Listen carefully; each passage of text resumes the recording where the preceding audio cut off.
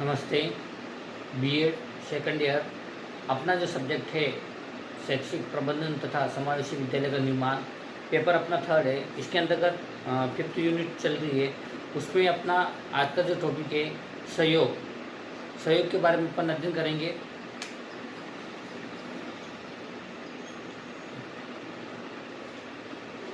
सहयोग सहयोग सहयोगी यानी कि प्रविधियों का जो संबंध उन सभी प्रयासों एवं प्रविधियों से है जिसमें विकलांग छात्राओं के द्वारा वे सभी कार्य संपन्न करने में सहायता मिलती है।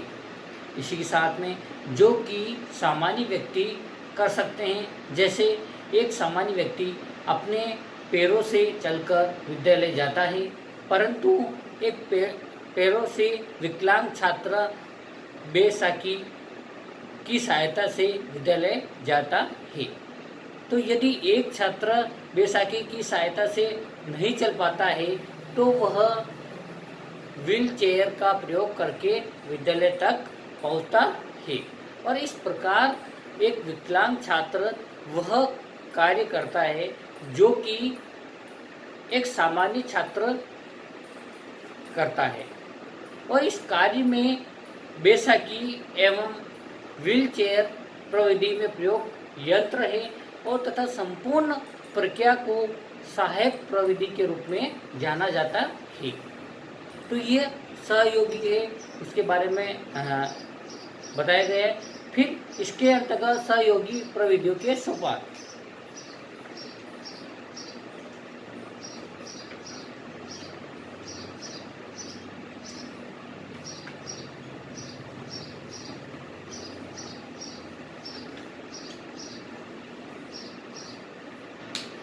सहयोगी प्रविधियों के सोपान के अंतर्गत जो बताया गया है कि सहयोगी प्रविधियों को जो उपलब्ध कराने से पूर्व विविध सोपान को जानना आवश्यक है, क्योंकि इन प्रविधियों को उपलब्ध कराने के लिए अनेक पक्षों पर विचार करना होता है और जिससे प्रत्येक विकलांग छात्र की आवश्यकता की पूर्ति इन प्रविधियों को उपलब्ध कराने के लिए अनेक पक्षों पर विचार करना होता है, जिससे प्रत्येक विकलांग छात्र की आवश्यकता की पूर्ति हो सके। इसी के साथ में वह छात्र उस प्रविधि के माध्यम से सरलता अनुभव कर सके। तो ये सहयोगी प्रविधि के सोपान के अंतर्गत जो बताया गया है, इसमें जो सोपान दिए गए हैं, अब जो सोपान दिए गए हैं, समस्या की पहचान, अब दृष्टि संबंधी, श्रवण संबंधी, ठीक है, योजना का निर्माण करना, फिर समस्या के लिए उपकरण का ज्ञान, फिर विद्यालय की आर्थिक स्थिति, फिर उपकरण का चुनाव, फिर उपकरण के प्रयोग का प्रशिक्षण, फिर मूल्यांकन, फिर सुझाव। तो ये प्रक्रिया सहयोग की जो प्रविधि के जो सोपान है उसके अंतर्गत बताई गई है। फिर आता है समूह वर्ग। अब समूह वर्ग के अंतर्गत जो बताया गया है,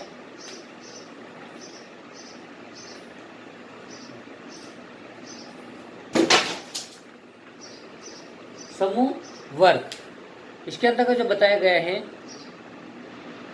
इसके अंतर्गत जो बताया गया है कि सामान्य रूप से यह देखा जाता है कि छात्रों को समूह के कार्य करने में आनंद का अनुभव होता है और बालक को अपने साथियों के साथ खेलना अच्छा लगता है। इसी के साथ में कक्षा में पढ़ते समय भी छात्र अपने साथियों से बात करते हैं और मनोवैज्ञानिक का मानना है कि समूह में रहकर छात्र का जो अधिगम प्रभावशाली रूप से हो सकता है। इसीलिए वर्तमान समय में अनेक सामूहिक विधियों का प्रचलन देखा जाता है और जिनके माध्यम से छात्र अधिगम करता है। विद्यालय में अनेक प्रकार की सामूहिक विधियां संचालित करके छात्रों के अधिगम का मार्ग प्रशस्त किया जाता है।